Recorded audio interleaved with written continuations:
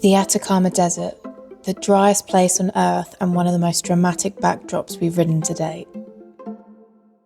Endless desert plains, rugged terrain, and a bucket list moment we'll never forget. Camping deep in the Atacama Desert. We were fully prepared to ride remote through the desert, but we seriously underestimated just how brutal camping would be when temperatures plummeted to -7 degrees Celsius. This night pushed us out of our comfort zone and straight into one of the most unforgettable experiences of our entire trip.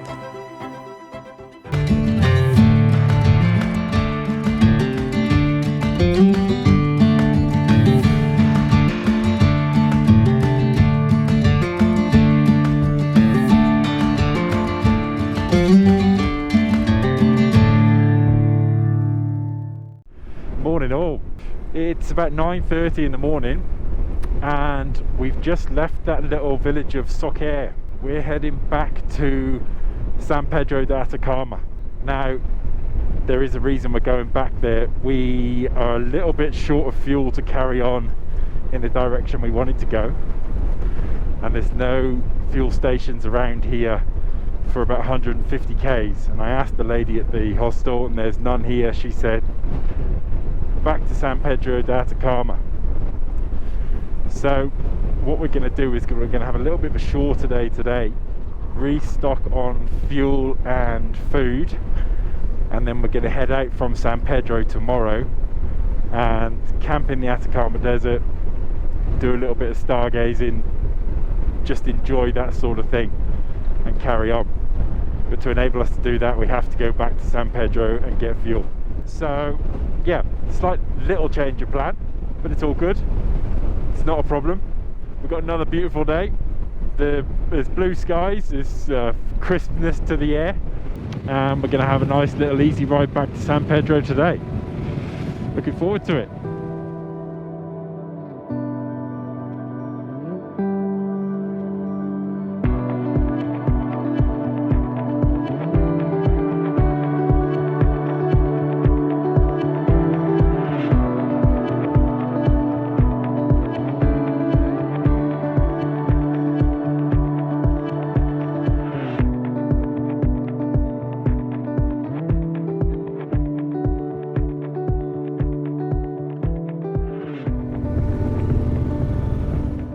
That was the little supermarket where we picked up some supplies. Hayley went in and did the shopping. I stayed out with the bikes. Whoa! And this is what happens when Hayley rides off without her backpack on her back. What happened there, Hayley? I'm just trying to do too many things at once. Oops. That's a first. That is a first.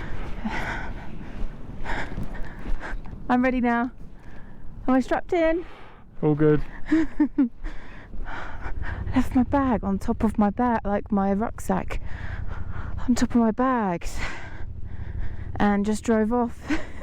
Luckily, Matt was behind me for a change, which doesn't usually happen,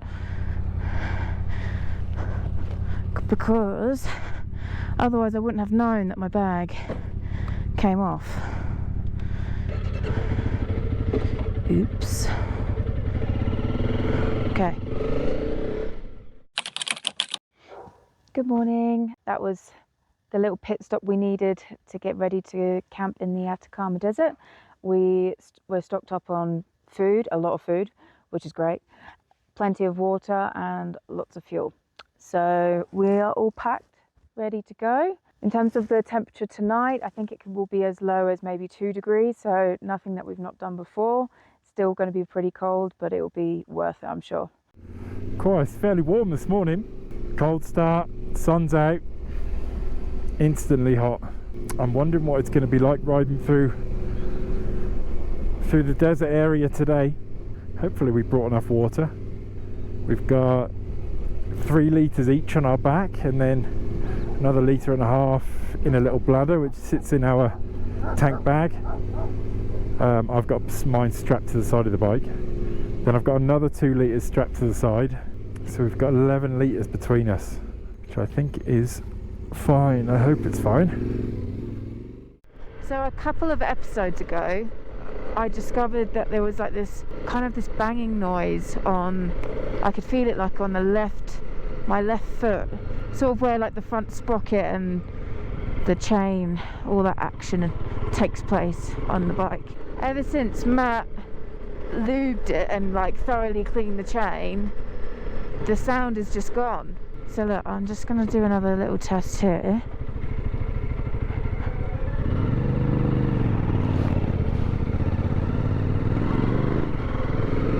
Don't want to speak too soon, because every time I change gear, third. Amazing, brilliant, so chuffed.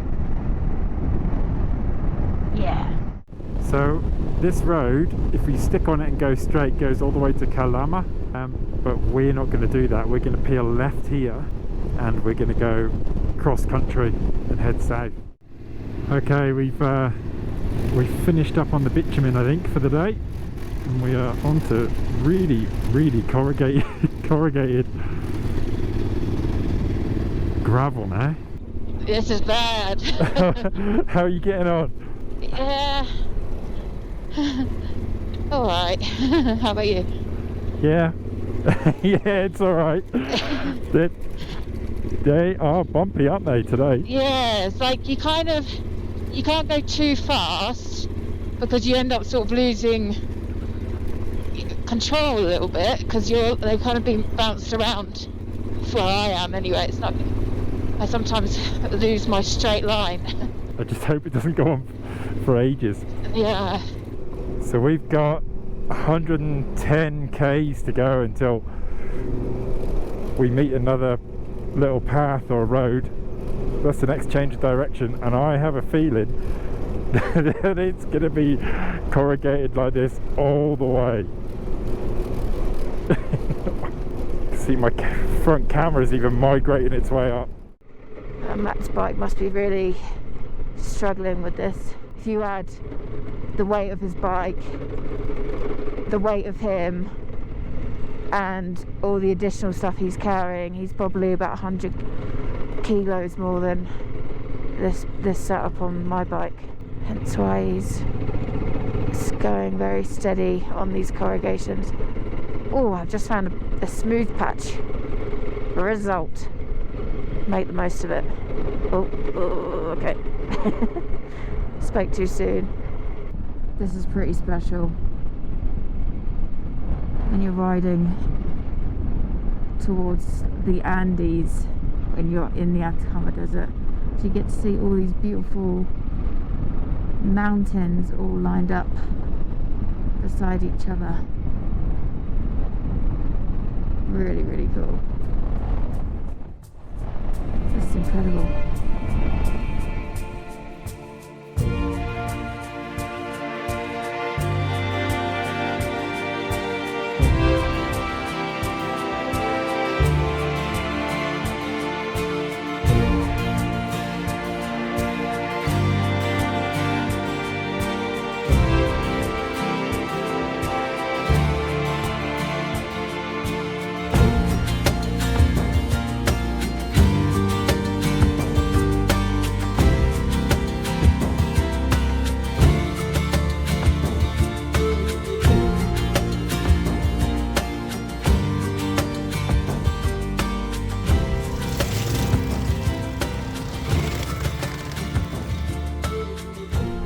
I think this little mound will be where we stop for lunch. Might act as a little windbreak for us. That's all we need. Let's eat. You look a little bit dusty, Hayley. Yeah, not too bad. Been eating your dust. Your bike's looking a bit dusty. Yeah. I just see you in my mirror, just in this plume of dust following me with this little light coming through it. I know, I've been driving on that side of the road trying to... That's what I was trying to do. I was trying to stick on one side and then you on the other, and then the wind was taking it away. Yeah. It's good you're on that side because the wind's blowing to the right of us. So, yeah, you ready for lunch? Yep, let's eat. Show off the goods. The goods, we've got some bananas. What else we got?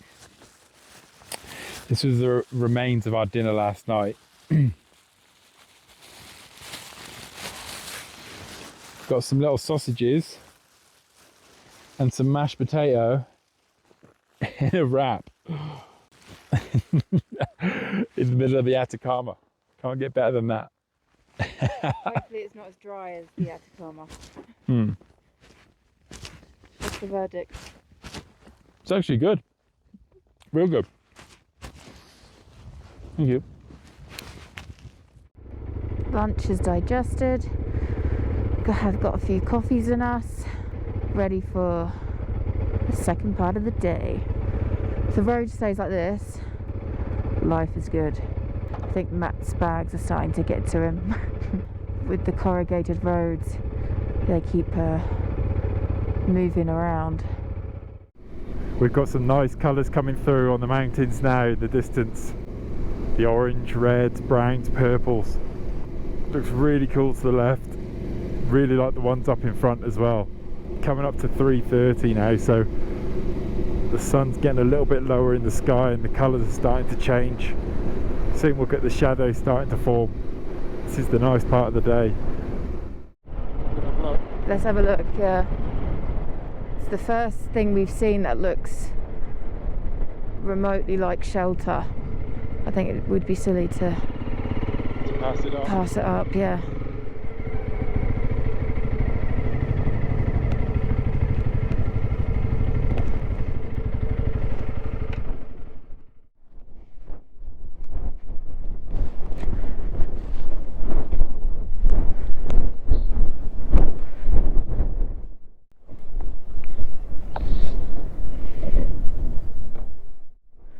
Even made a little bench for us. Where's the wind coming from? Everywhere. From the west. This way.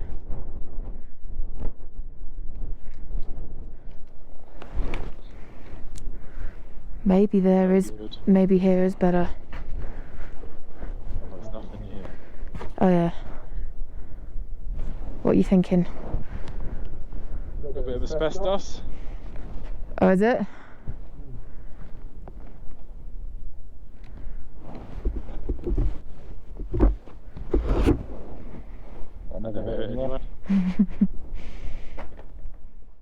So yeah, I'm not super keen on sleeping next to all that broken asbestos, and on the map there seems to be a little refugio that's down the road, so we'll try that. I don't want to be riding too long because the sun is going to disappear, but we'll try it. We'll go down the road. If it's no good, we'll come back. Sounds good? Sounds good. So we're not too far away from the next little spot that we've decided we're going to have a look at. I'm glad we're not any later than we are, because that sun, a bit soft, that sun is starting to disappear. It's starting to get a little bit orange. Sunset here at the moment is around 6 p.m. and it's 4:10. So this is a good amount of time for us to find somewhere, set the tent up, get everything sorted before it's dark. It looks good from here. Yeah, as in sheltered. there's plenty of walls to shelter from the wind, yeah. And it looks like that you could probably hide away and people wouldn't know you're there. Unlike the other one, you were a bit more exposed. There's even a chair in there. Oh, I love what they've done with the place. Okay, I think this is it. Yeah. I think we'll camp here. Let's just have a little look around and see which part we want to stay at. Oh yeah. Oh no, maybe Good. not. Someone's been using this room as a toilet. Probably one of the best rooms of them all, and they've done that.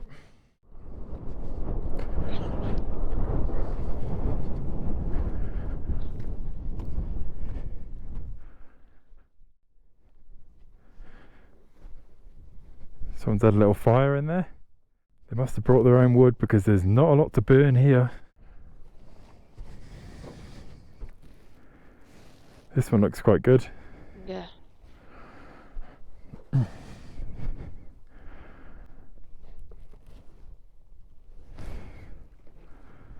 Sweet.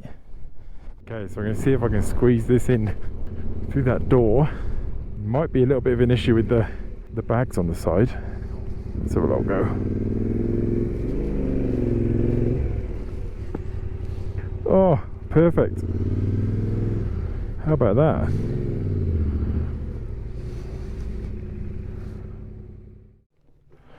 Now, let's just make sure Hayley gets in. There she is.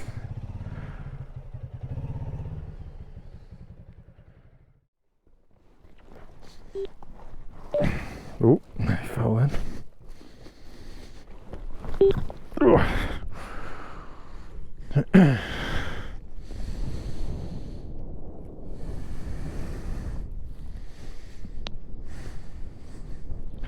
Home sweet home for the night.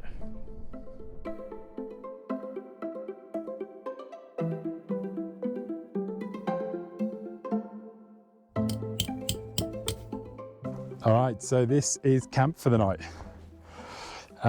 Luckily we found this abandoned building. It's got loads of little rooms, sheltered from the wind. It's perfect. The wind picks up here in the evening, especially in the night. It's all right at the moment, but yeah, definitely better to have some shelter than not. You can see behind me that the sun is just about to disappear behind the mountains. So it's chilling off already. It's 5:30, so yeah, it gets dark fairly early here. You can see we've got the bikes here tucked up. We'll put some locks on them and the covers on them tonight, as we always do. And then I'll take you through. And this, Hayley has set all the inside of the tent up, so we're going to be nice and cozy tonight. We've got the stretchers, our new stretchers, which we're really happy with. We've got our sleeping bag liners and the bags, and then we'll stuff a load of clothes underneath those stretchers to try and keep us that little bit warmer tonight. You happy, Hayley? I am.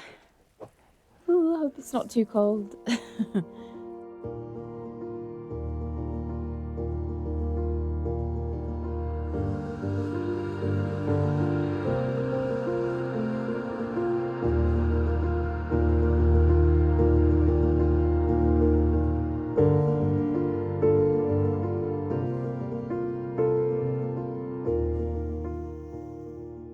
How is it, Hayley? What are you eating? Talk to us. So, pasta, tomato sauce, some sort of tomato sauce, sweet corn, peas, and some stock cubes. It's alright. It's alright. It'll fill a hole. You warm enough, Hayley? Sadly, no. We're preparing for a bit of a cold night ahead. Hayley's a little bit cold already. I'm freezing, and it's We've got the start of the night. Yeah, we've got about 14 hours until it starts getting warm again, so might be a bit of an interesting night. Finished our dinner up outside and then just sat looking at the stars for half an hour or so, which was beautiful. They're really bright out there, and there's no other lights, so they really do shine bright. Okay, we're gonna get to bed.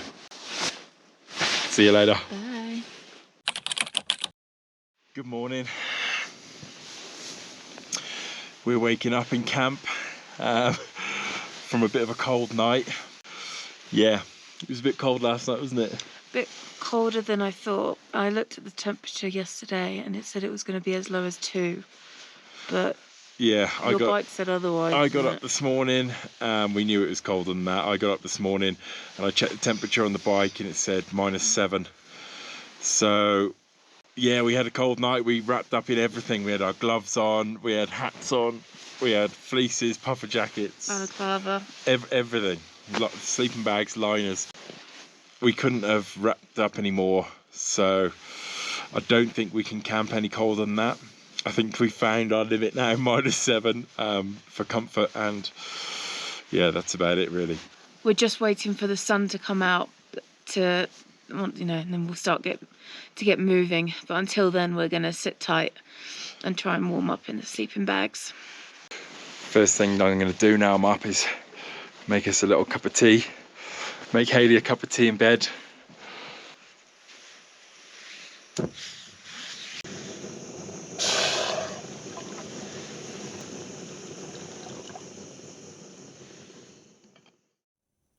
in bed. Yeah, luckily we went to bed pretty early, so we slept during, like, whilst it was still not warm, but the warmer part of the night. So when it got really cold, between like 5 and 7 in the morning, we were quite refreshed, I think. So I don't think we're as tired as we would have been if we stayed up a bit later. So yeah, still going to stay in bed though whilst Matt makes me breakfast. So we were going to have porridge this morning. Turns out it tastes real nasty. I don't know why. So we've gone with plan B, wraps with apple. And maybe marmalade, depending on whether we need it.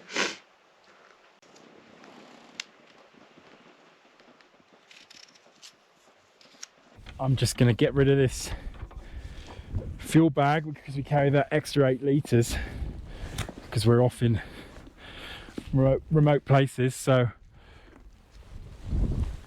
I'm just going to separate it between the 2 bikes, chuck it into the auxiliary tanks.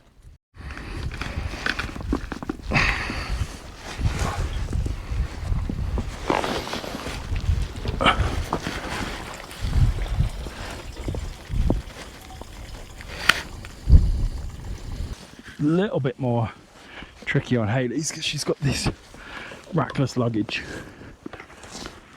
There we go.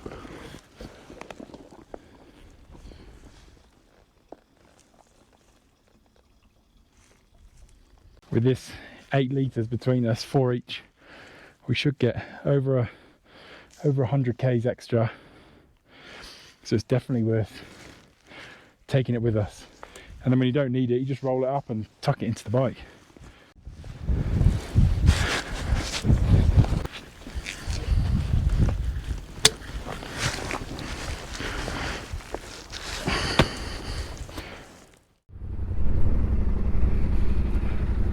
Whoa. Okay, so long to our little campsite.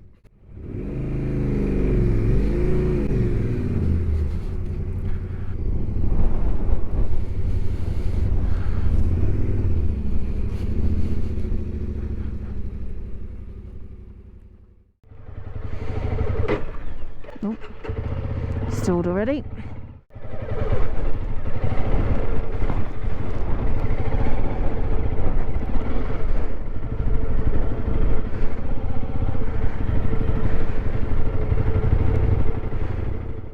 So Matt has attached all the dirty pots. We don't have any water to waste. We're going to reserve that for drinking water. When we were looking for another refugio up along here, we did come across a tap. So we are going to wash everything up there so Matt can put all the dirty stuff back into the bag. Oh, I forgot how corrugated this road is. I think we got another 200 k's today. It's just going to be another bumpy ride. So today we're heading towards Antofagasta and the west coast of Chile. On the way we're going to go to a sculpture called Hand of the Desert, quite famous. It's just a hand sticking up out of the desert, so it's en route, so we're going to go there. Do you want me to help? No, just sit on your bike, Hayley. Okay. Hayley, there's still rubbish in here. Is there? Yeah. Have a look. Damn. Okay. Can help get the rubbish out of here. My master plan was to get away with not doing anything.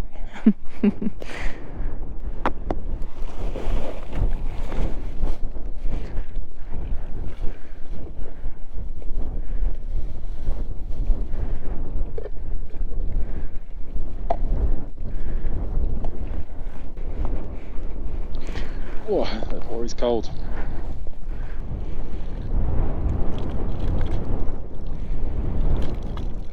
see there's big chunks of ice just along there. There was probably loads earlier this morning.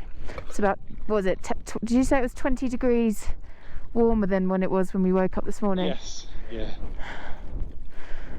So I suspect there was probably loads around here. Everything's washed. It would have been one of those things that we would have forgotten to clean, and we wouldn't have known until Found it in a few days' time. Yeah.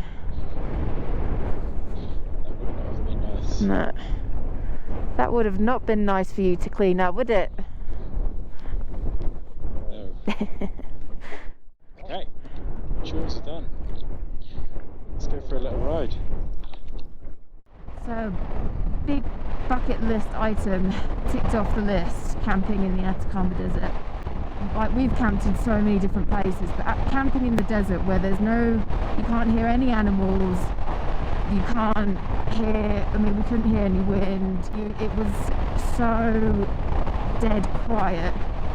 It was just really surreal. It's a very sort of simple landscape, like not much there. That in itself was just really cool. In terms of the coldness, definitely misjudged that one.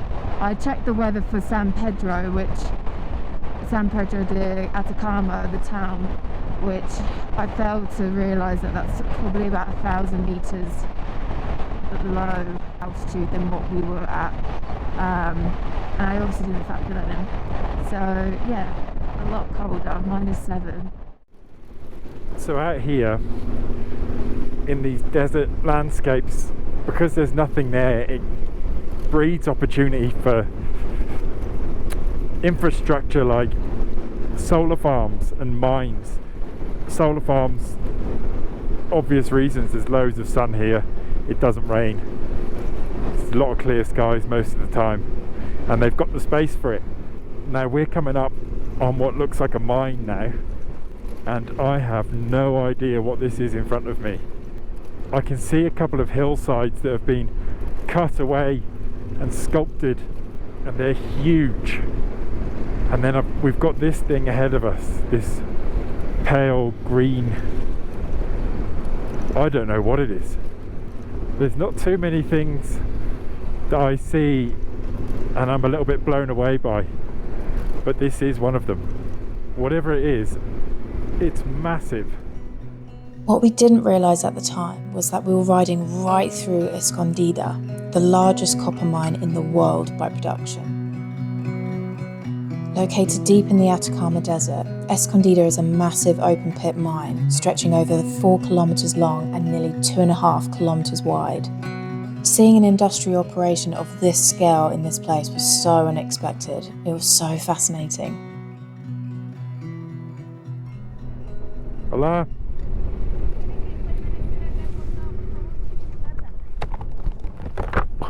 Lo siento, yo no hablas español. ¿Hablas inglés? No. Ah, bien. We just go slow. Tiene que no avanzar, quedarse al lado, afuera, hasta que pasemos, ¿ya? No problem, I'll stick to the right. Gracias. So we just pulled over because there was a second car telling us to slow down and pull in, and this thing is coming up the hill. Piece of mining equipment, look at the size of that.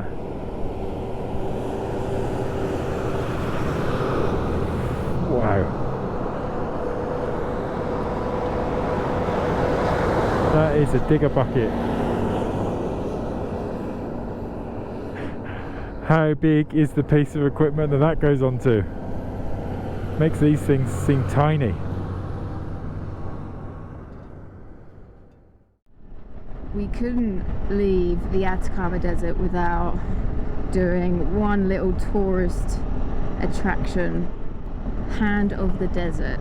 I don't know if you can see it over there. It's one of those things that you just got to get a picture with. So we thought, well, let's just wrap up today with a nice little picky.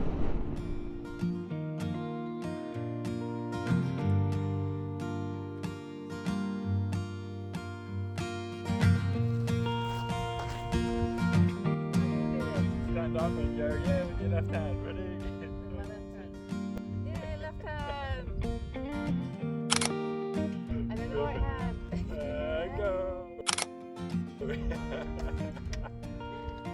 So we ticked that one off. We took our shameless pictures. Gotta have a little touristy picture every now and again.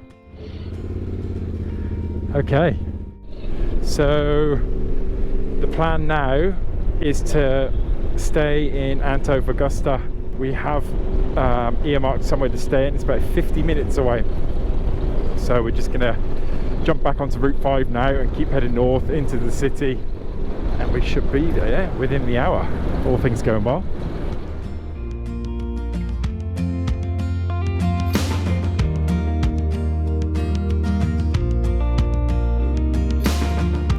Come round the corner, we're back to seeing the ocean.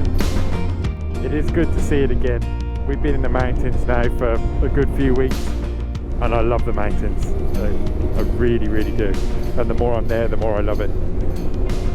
But there is something special about coming and being by the ocean.